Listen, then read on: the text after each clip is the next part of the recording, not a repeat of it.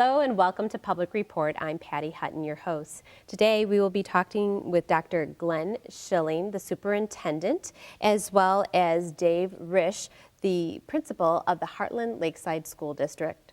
Our issue will be family with the topic of parent involvement. Thank you so much for joining us today. Thanks for having us. Thank you. Today we're going to talk a little bit about how necessary is it for parents to be active and involved in the success of your students.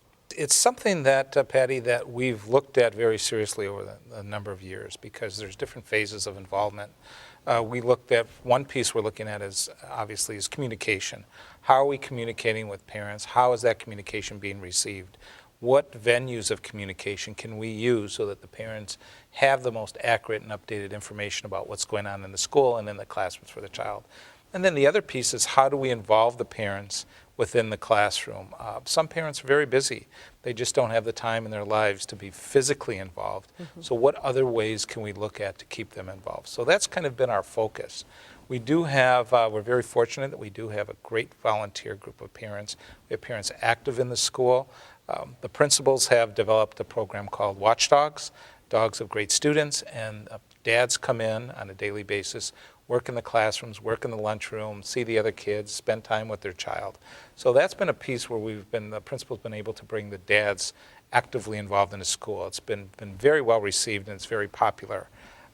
The other way, other opportunities for parents have been through PTO groups, our foundation group, and other activities and programs that parents can get involved in. But we're looking for more than that. One piece that Mr. Risch will talk a little bit about that developed was called our virtual parent classroom that we implemented this year in grades 3, 4, and 5, and expanding that to kindergarten, first grade. And that is using technology to connect parents within the classroom. We call it virtual parent versus virtual learning because the child's in the classroom, but now the parent then can see and have some opportunity to interact with what's going on in the child's classroom. That sounds interesting. Can you tell us a little bit more about the virtual parent program? Yes, I can. We started this year in just 2 grade levels, 3rd and 4th, and the goal there was that each student had a device, an iPad in this situation, that they had ownership from and could take back and forth to school and home. However, to get the parents involved, the expectation is that they're going to be a participant in some form of their child's learning, whether it's participating in class or participating in homework after school. The design of the instruction is not solely based around technology, but it's hopeful that we can have parents be more of a participant in that student learning. Take, for example, the child who comes home and mom says, "What'd you do today?" And they say, "Nothing." "Did you bring your homework?" "No." "Did you bring your book?" "No, I forgot that." Or "It's in my desk," or "It's in my locker." Okay, well, we've tried to eliminate that by consolidating most of the resources using technology into the iPad. But the second piece of that is that the teachers have created kind of a transparent window into their classroom. So they post an assignment. They post a short video that shows a parent, hey, how did we learn that multiplication strategy? And then the parent can rewatch it, the parent can watch it live, and the parent can duplicate it. Or we've basically created some tutorials that help the child and the parent to be participants. Because we want to maintain that relationship with the parent and the child and being more of a participant in learning. It starts really strong in kindergarten and first grade when parents can come into the classroom and be, that hands-on support. However, as the kids get older, moms and dads get busy or they, prioritize spending more time with their younger student. So this is another way to get kids and families, involved. The other piece of that is that parents work and travel all over, so they don't have the physical time to spend Thursday morning in a classroom. But it's convenient that they can log into a website and kind of be connected with their child, even if they're out of town or, doing something that's business related and won't see their child for a day. Could you give us some examples of how that virtual parent classroom has been used? Certainly. Again, for parents who are out of town or they're not involved in the class personally, they can go to a website and they can utilize some of those strategies and look at videos and look at sample projects so that they can support their child at home. That's the purpose for the parent, but the students have taken it in their own direction because what has become popular among them and was not teacher designed is if they're sick or out of town, they log right into the classroom and they become a participant from wherever they are in a virtual sense. So we had a student who missed several days because she was sick. When she came back to school, she hadn't missed a thing. She had downloaded her assignments. She had communicated with her teacher online, and she had worked with her classmates on a shared project. So she was right up where she needed to be, and the kids are so excited about some of the things they're doing in the classroom and so excited about working with their peers that they literally don't want to miss class, and it's just become, a habit for them. How does the district work to keep the parents engaged in their students' learning, involved in the school district? It's a constant effort to do that because of people's lives, the busyness in a daily life. So we're constantly looking at other opportunities to do that. The virtual school is just one means. Communication is also a key to that. We're looking at different ways to communicate. We do have websites and we do have a Facebook page just for parents, very restricted, and we post things of what's going on in the school. It's not an interactive piece as much as a sharing. We post pictures and issues that are happening in the school as well as our curricular initiatives. The other piece is that I hold superintendent sessions every month, open door sessions where parents can come in. I have them in the day and in the evening. So parents can come in, ask questions, talk about what's going on in the school. We get that one-on-one, more close-knit collaboration. We also have different information sessions for parents in the evening, talking about our math program, our writing program, and the other curricular initiatives that are going on. New development of our grading policy and our homework policy and those type of things. So parents have many opportunities to be informed. How does the district respond to parental input regarding maybe programs or curriculum suggestions that they might have? We've had parents involved in a number of those initiatives. We just redeveloped our report card, or reporting out, because we are changing the expectations, more rigor and more expectations for our students' learning. So parents were on that team. We involve parents on those curricular teams as much as possible, and when they have the opportunity to do that. Have parents been involved as far as the district looks at the way students learn, how to maybe reconfigure the environment of the school? Yes, I would say when we started our charter research, we integrated a lot of parents. We actually formed teams that included parents to look at different models, to get different ideas, and to get information back from other students on what would be a good fit for not only our school, but for different parts of our school and different grade levels. We also do surveys. We just recently did a survey. We mail them home to parents, and we have feedback from the parents, talk about different things that are going on, and get some input from them. And then we'd sit down and analyze that data along with other areas that we look at. To get the full picture of what is happening and what they're seeing. And then too. the communication, again, is something that we really needed to improve on a couple years ago. We really worked hard on that.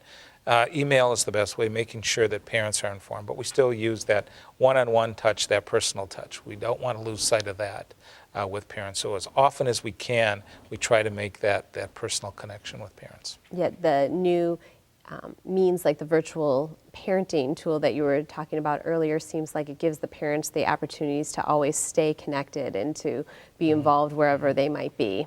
That's true. And even outside of those classrooms, most of our teachers communicate daily using either a blog or a website. So there's a lot of different pieces of information that are being distributed. Some of them do have email lists that they share out with families. So there seems to be a lot of information out there. Our goal is to make sure that it's accurate, because when a parent comes to us with a question, we kind of have to check their source. Where did you find this out? So that we can determine, if they're getting the needed information.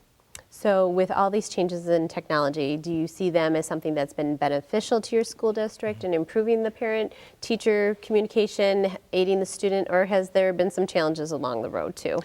I think overall it's been beneficial and positive. One of the things that we did, I think that I see sometimes happening in education, is that we try to get on the bandwagon with things. This is the latest thing, so let's have that as part of our school. And that certainly has been true with technology. Let's get the latest technology in. Let's get laptops, let's get iPads. Without any thought, how are we going to use these?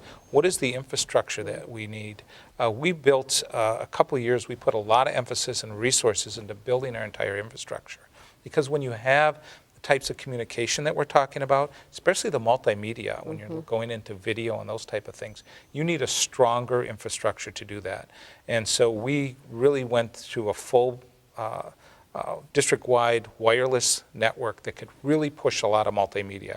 We really had to increase our bandwidth, move to fiber optics, so that our students, if we have 50, 60, 100 students going online, looking at videos, downloading information, our system can handle that, where previously it would get jammed up. So there's just a kind of a multi-phase in how you look at that technology. We started with our purpose, what are those things we want to do, and then back up, what are those things that we need. And the big piece was that parent communication, that parent involvement using that media. We've also moved to students bringing their own media to school, allowing that, and being a participant in the purchase process. So like in the virtual school, the parent actually purchases the technology, and then we pay for part of it for the school use. So the school invests in it. It's a deal for the parent because they get the technology at a lower cost, and it's a good resource for us because we have that technology as a use in the district. But it actually becomes the parents' and the students' technology. And then our resources are expanded, so rather than purchasing one laptop or one iPad for one child at that cost, the cost is greatly lowered, so now we can provide technology to 3 or 4 students, where before it was 1, because of that partnership. Do you ever run into an instance of a child not having those resources for home, and then how does the school accommodate that individual student? We do, and obviously we have to be sensitive to families because our goal is to make sure that the child has the appropriate tool to participate in the classroom, to demonstrate learning, and to do those kinds of activities as needed. So obviously we have to do some things when necessary to support families who can't afford technology tools and to ensure that they have what's appropriate for their child's needs. And some things are used just inclusively at school, but we still do a lot of things that they can practice at home regardless of the technology.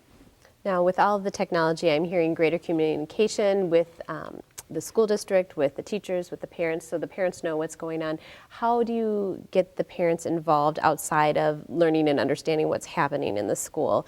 Are you looking for greater involvement on site, physically, being able to aid, and how does that benefit the students?